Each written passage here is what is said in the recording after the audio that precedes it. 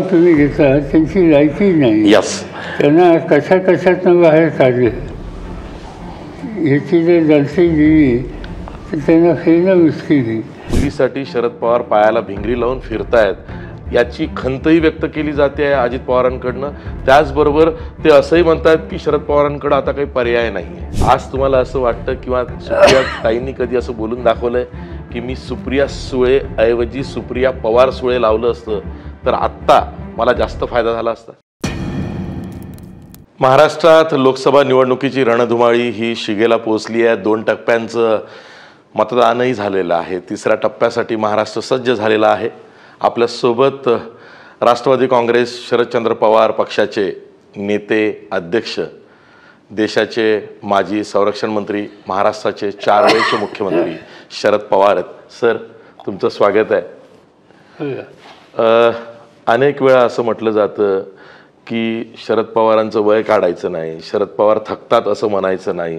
असं म्हटलं की शरद पवार आपल्यालाच थकवतात आणि यामुळं तुमच्यावरती वैयक्तिक आरोप, टीका, टिप्पणी ही विरोधकांकडनं टाळली जाते. हे लक्षात आलं का? असं काही दिसत नाही. व्यक्तिगत हल्ले हे विरोधकांच्याकडून सतत होतात असं मला जाणवतं. त्याला काय अर्थ नसतो, आधारही नसतो. पण निवडणुकीच्या या सगळ्या प्रक्रियेमध्ये मी लोकांच्याशी जेवढा संपर्क साधायचा प्रयत्न करतो आणि लोकांचा प्रतिसाद जो दिसतो त्याच्यामुळे अस्वस्थ झालेले विरोधक, प्रामुख्याने सत्ताधारी पक्ष हे व्यक्तिगत हल्ले चालवायला सुरुवात करतात आणि ते करतात. पण त्याचा काही फारसा परिणाम होत नाही, लोकांच्यावर होत नाही आणि त्यामुळे त्याची चिंता करण्याची गरज नाही. यावेळेस 3 पक्ष महायुतीकडे आहेत, 3 पक्ष महाविकास आघाडीमध्ये आहेत. 6 पक्षांची ही निवडणूक झाली आहे आणि म्हणून मग EVM सारखे प्रश्न हे बाजूला पडले आहेत की EVMचा काही घोटाळा असेलही तर 6 चिन्हांची निवडणूक असल्यामुळं ते शक्य नाही. तुमचं मत काय? असं आहे की लोकांच्या मनात शंका आहे. त्यावेळेला आम्ही लोकांना भेटतो, मतदारांना, आणि खूपदा त्यांची प्रतिक्रिया ही ऐकायला मिळते. तुमचं सगळं ठीक आहे, आम्ही तुमच्या बाजूने मतदान करणार असतो, पण तेवढं मशीनचं बघा. ही शंका मतदार ठिकठिकाणी करतात. याचा अर्थ त्याची जी क्रेडिबिलिटी आहे ती कितपत राहिली याची शंका यायला जागा दिसते. सर, तुम्ही 14 निवडणुका लढलात, त्यातल्या 7 लोकसभेच्या आहे. बारामतीमधनंच तुम्ही 6 वेळा लोकसभेवरती निवडून गेलात. यावेळेस बारामती ही जी निवडणूक आहे ही विशेष करून पवार कुटुंबियांमधलीच ही निवडणूक आहे.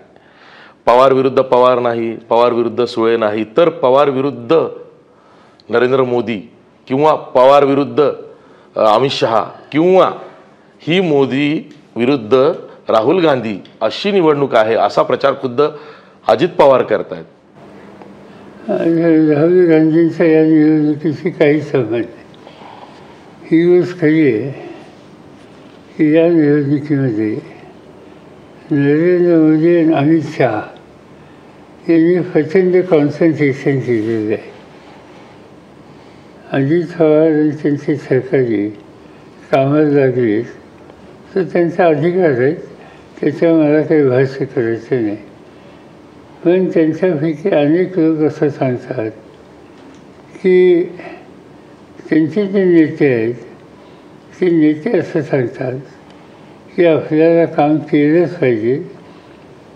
अमित भाईंनी ह्या डायरेक्शन दिलेले आहेत आणि अमित भाईंनी सांगितलं की या पद्धतीनं मतदान या ठिकाणी होणं गरजेचं आहे.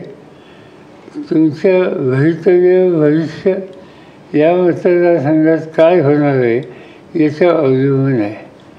याचा अर्थ सत्य आहे की या निवडणुकीमध्ये प्रामुख्यानं मोदी आणि अमित शहा यांचंच लक्ष अधिक या ठिकाणी आहे आणि त्यांच्या सहकार्यांच्या माध्यमातून ते रिझल्ट ते जे त्यांना अपेक्षित आहे ते मिळवण्यासाठी सर्व ते प्रयत्न करतात. सर, कालचंच एक विधान आहे अजित पवारांचं की टाटांसारखे जे उद्योजक किंवा मोठे उद्योगपती आहेत यांनाही एक फोन जर का अमित शहांचा किंवा मोदींचा गेला तर त्यांचाही नाईलाज होतो. म्हणजे त्यांना हे सांगायचं आहे की आता सगळं काही देशामध्ये अमित शहा मोदी यांचंच राज्य पुढे असणार आहेत, म्हणून आपण त्यांच्यासोबत जायचं आहे, त्याशिवाय बारामतीचा विकास होणार नाही असं ते प्रचार सभांमधून सांगतात. चांगली गोष्ट आहे.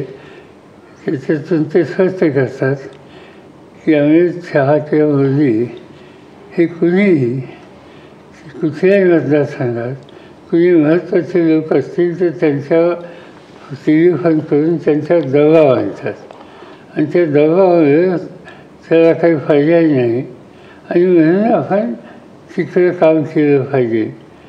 हे सांगणं म्हणजे माझ्या मते चायनीज आर्ग्युमेंट आहे, ओळखत आहे.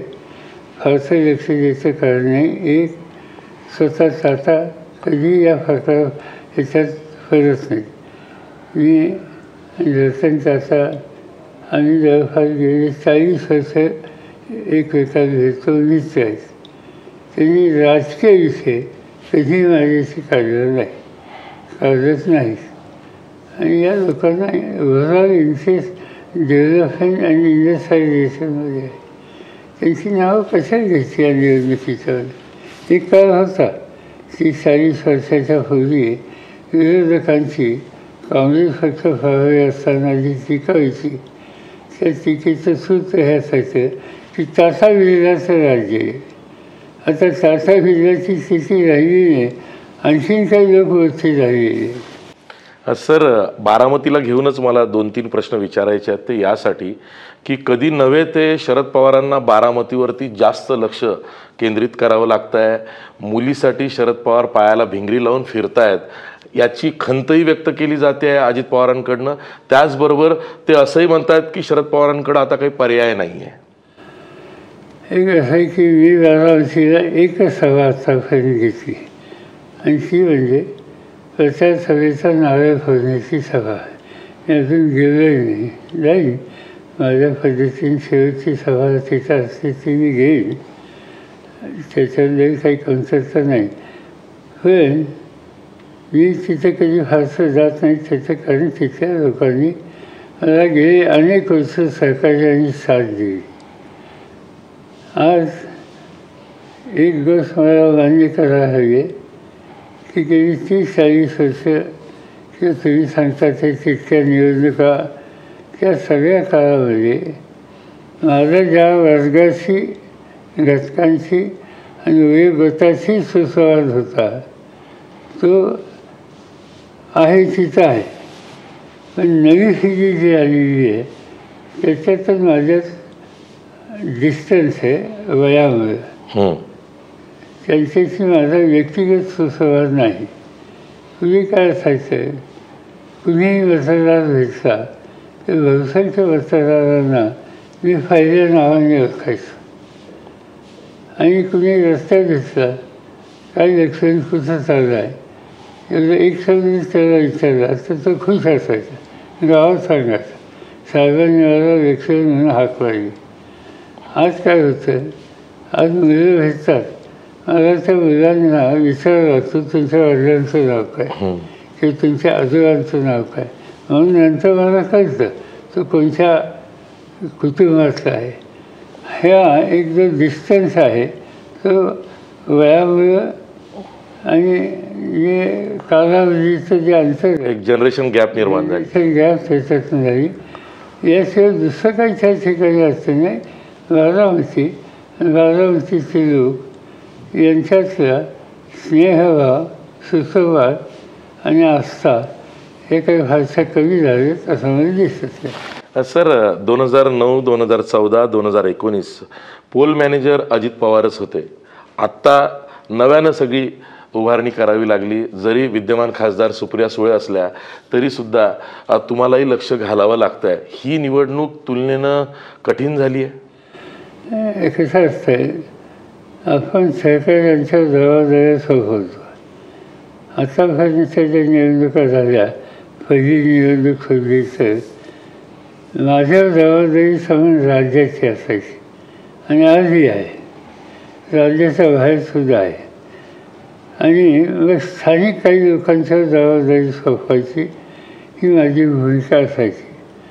आणि त्याच्यामध्ये अजित पवारांच्यावर तुम्ही हे बघा, मी बाकीचं सगळं राज्याचं बघतो आणि मी राज्याचं बघल्याच्या नंतर सत्ताधारी पक्ष झाला, मग सत्तेत तुम्ही सहभागी व्हा. मी काही त्याच्यात महाराष्ट्राच्या एका ठराविक काळाच्या नंतर महाराष्ट्राचं मंत्रिमंडळ संस्था याचा मी विचार झालो.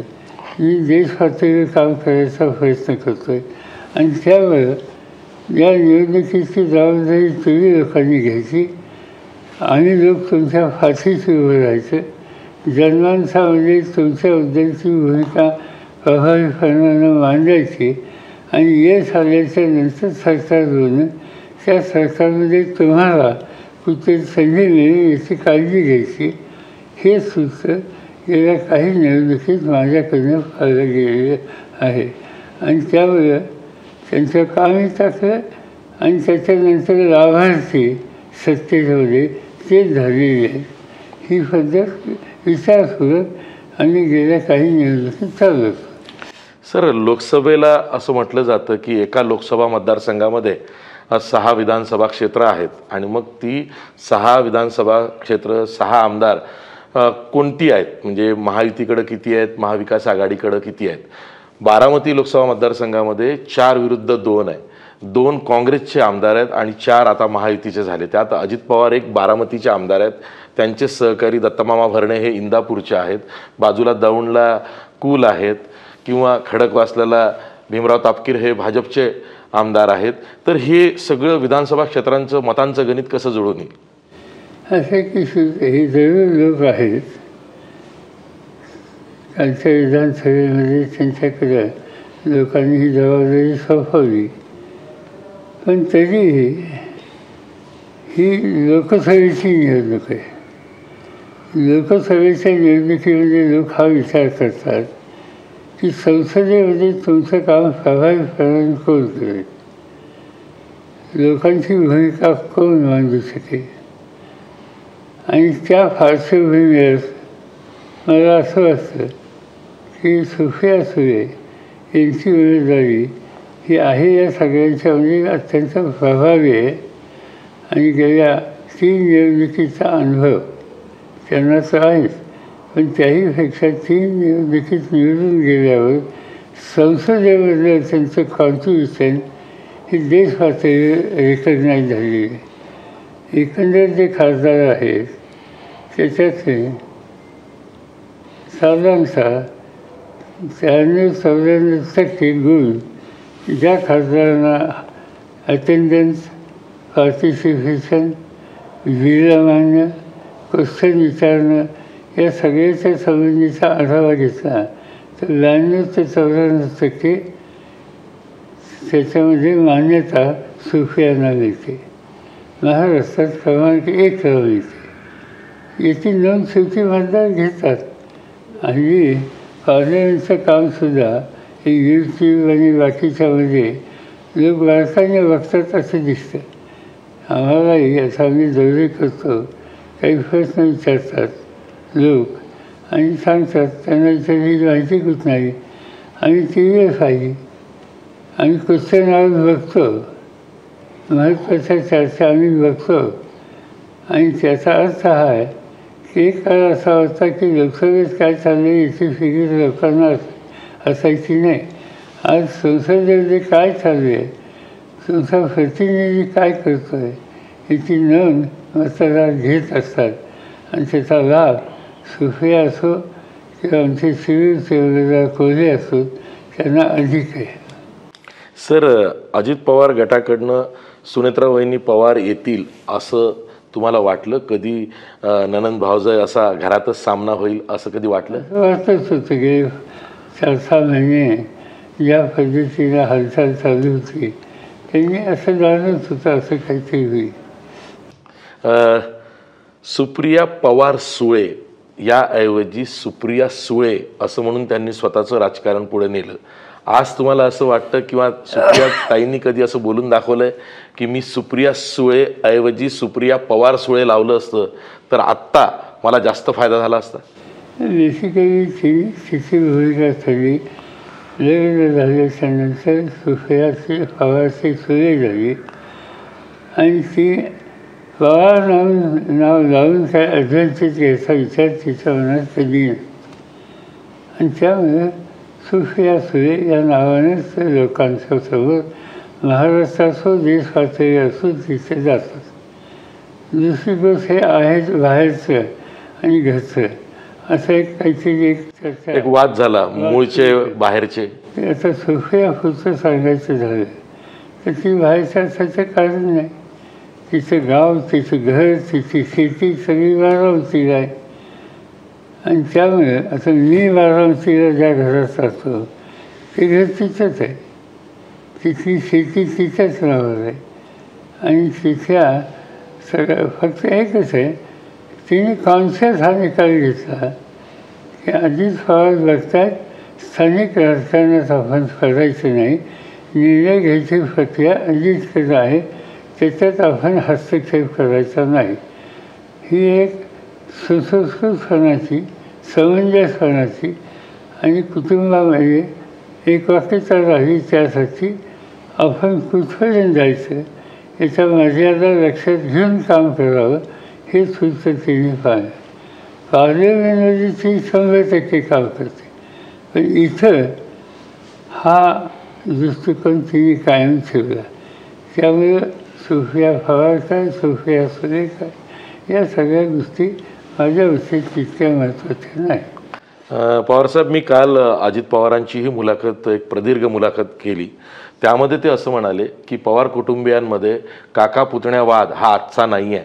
1962मध्ये शरद पवार साहेबांनी सुद्धा आपल्या काकाच्या विरोधात निवडणुकीमध्ये प्रचार केला होता. तेव्हा हे आजचं नाही, तुम्ही मला ब्लेम करू नका. 62मध्ये अजिबात वाद नव्हता. 62मध्ये अजित बंधू वसंतराव पवार त्यावेळी संयुक्त महाराष्ट्र समिती होती. ते संयुक्त महाराष्ट्र समितीच्या पुणे जिल्ह्याचे अध्यक्ष होते आणि शेतकरी कामगार पक्षाचे नेते होते. केशवराव देसाईंच्या मृत्यूच्या नंतर तिथे झालेल्या पोटनिवडणुकीत त्यांनी निवडणूक लढवली असा एक आग्रह केला गेला. त्यावेळी ती निवडणुकीला उभी राहिली. मी काँग्रेसमध्ये पहिल्यापासून काम करत होतो. त्यांनी मला बोलवलं आणि मला सांगितले की तुझी विचारधारा काँग्रेसची आहे, तू तुझ्या विचाराने काम केलेलं मला आवडेल. माझा पक्ष आणि तुझा पक्ष वेगळा असताना तू माझ्या पक्षाचं काम स्वतःची विचारधारा सोडून जर केलं तर माझ्या मते तुझी भूमिका योग्य असं मी म्हणणार नाही. आणि त्यामुळे ती स्थिती आणि आजच्या स्थितीत जमीन आसमानाचा फरक आहे. त्यावेळेला सामंजस्य होतं. टीकाटिप्पणी व्यक्तिगत अजिबात नव्हती. मांडणी होती ती संयुक्त महाराष्ट्राच्या प्रश्नाची होती.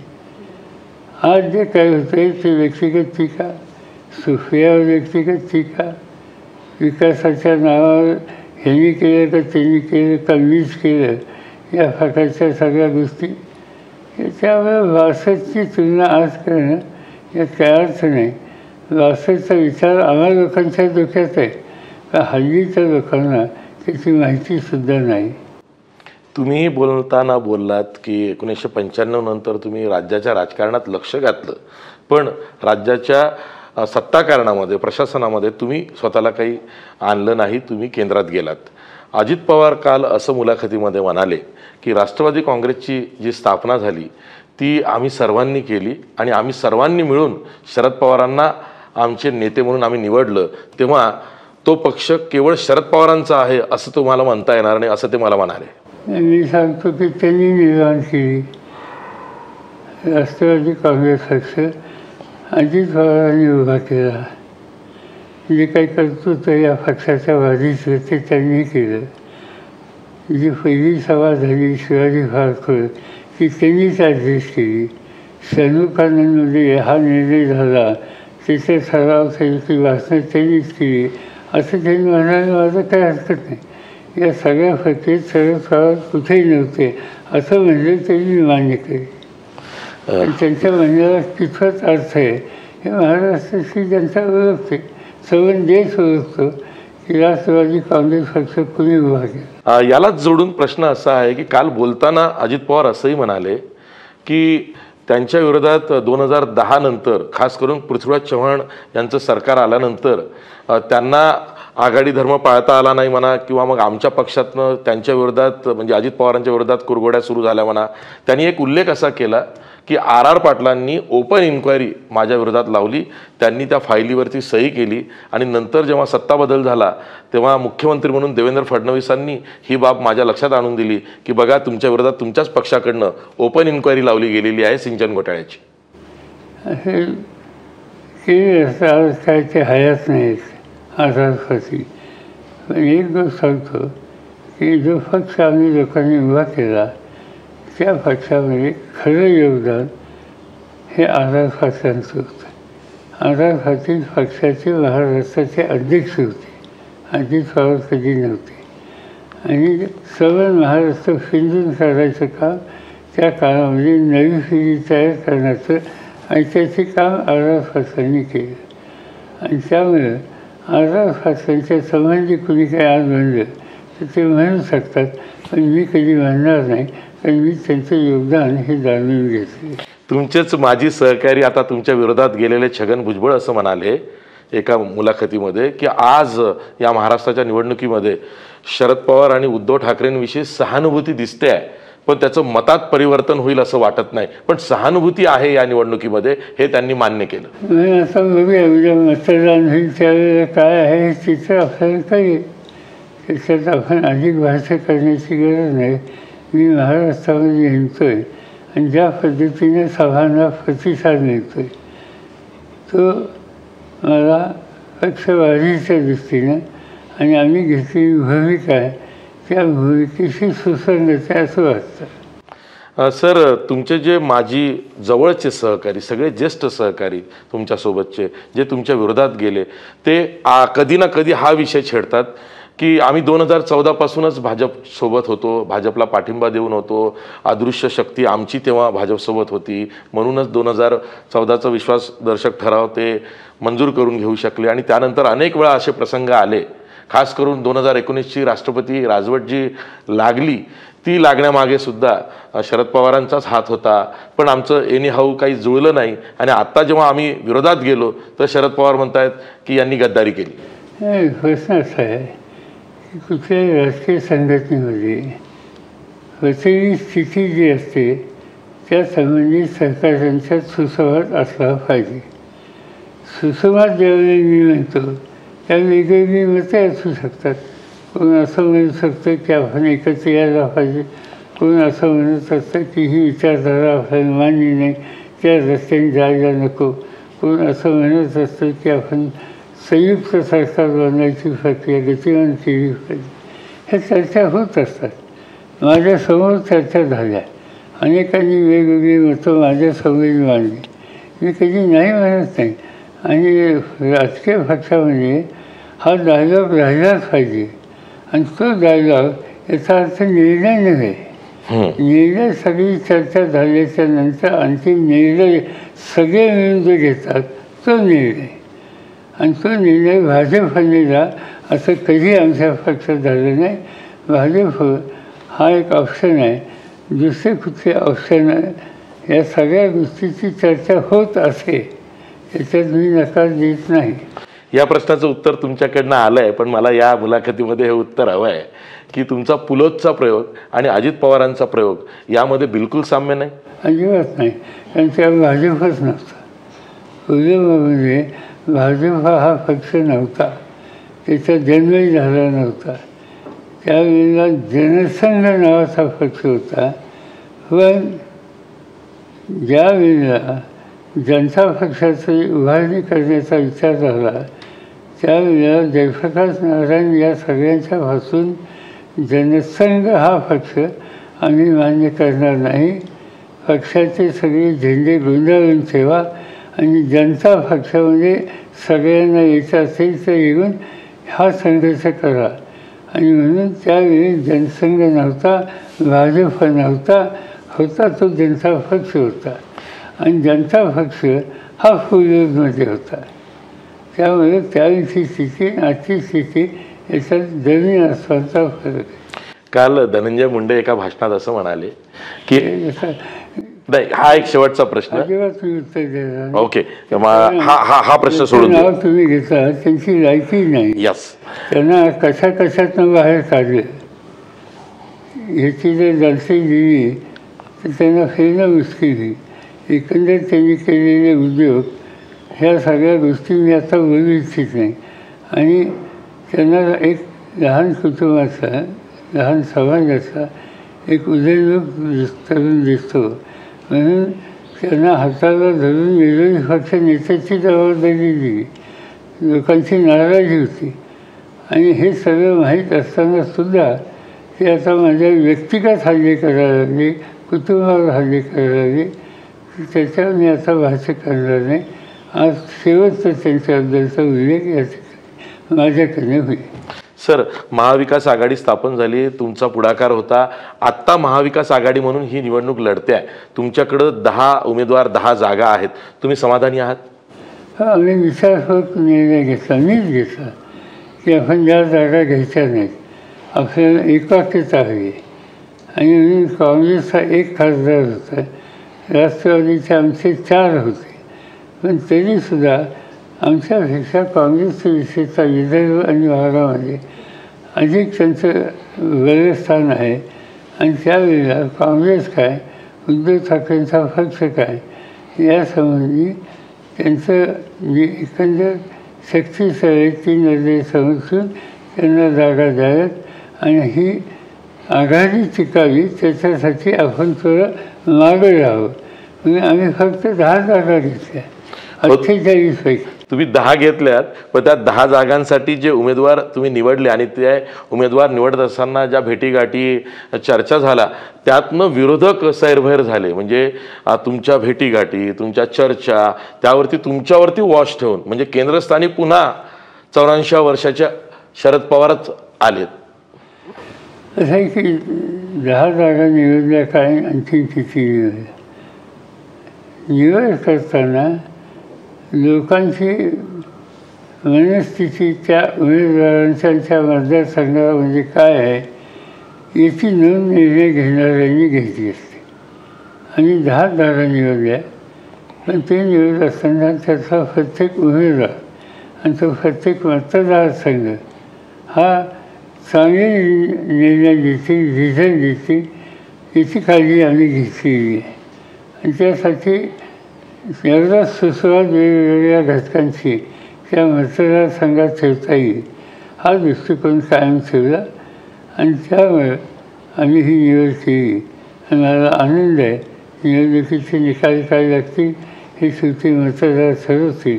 आत्ताचा जो ट्रेंड आहे हे आमच्या 10 मतदारसंघामध्ये अनुकूल आमच्या उमेदवारांना असा आहे. आणि निवड या 10च नाही पण सगळं महाराष्ट्रामध्ये 48 मतदारसंघामध्ये ही जी आमची आघाडी आहे त्या आघाडीच्या उद्देशी स्थिती ही संतोषजनक आहे. कुठली लाट दिसत नाही आहे. एवढं मी राज्यभर फिरलो आहे, कुठलीच लाट दिसत नाही. या बाजून नाही, त्या बाजून नाही. अगदी निवडणूक चालली आहे राज्यात असंही दिसत नाही. तुम्हाला असं वाटतं की एकीकडं मतदान कमी होतं आहे, 2 टप्प्यांमध्ये ते दिसलं आहे, मतदार राजा सजग आहे की तो नैराश्यग्रस्त झाला आहे, काही कळायला मार्ग नाही आहे? मला काय वाटत नाही नैराश्य वगैरे. त्याला योग्य पद्धतीने निर्णय घेईल तेव्हा या राज्यात स्थैर्य कसे याची काळजी घेईल आणि योग्य लोकांना निर्वाचित करेल. टक्केवारी याचा कारण मुख्यतः ऊन, म्हणजे अक्षरशः 9-10 वाजल्यापासून बाहेर फिरणंसुद्धा मुश्किल होतं आणि त्याचा परिणाम नाही म्हणलं तर ठराविक लोकांच्या विशेषतः महिलांच्यामध्ये होतो आणि त्यामुळे ही टक्केवारी कमी आहे. सर, महायुतीकडनं, सत्ताधारी महायुती म्हणेन मी, यांच्याकडनं अनेक ठिकाणी उमेदवार असतील किंवा काही नेते असतील, यांच्या विरोधात कारवाया म्हणा, नोटिसा म्हणा, चौकशा म्हणा, समन्स म्हणून चाललेला आहे. तुमच्याही बाबतीत आज असा प्रकार झाला की मोदी पुण्यामध्ये येत आहेत, तुम्हाला फ्लाय करण्याची म्हणजे हेलिकॉप्टरनी जाण्याची परवानगी नाकारली गेलेली आहे. असं आहे की आता भाजप आणि त्यांचे सहकारी त्यांच्या हातात दिल्लीचं आणि राज्याचं राज्य आहे, सत्ता आहे आणि त्या सत्तेचा गैरवापर फलोफली होत आहे.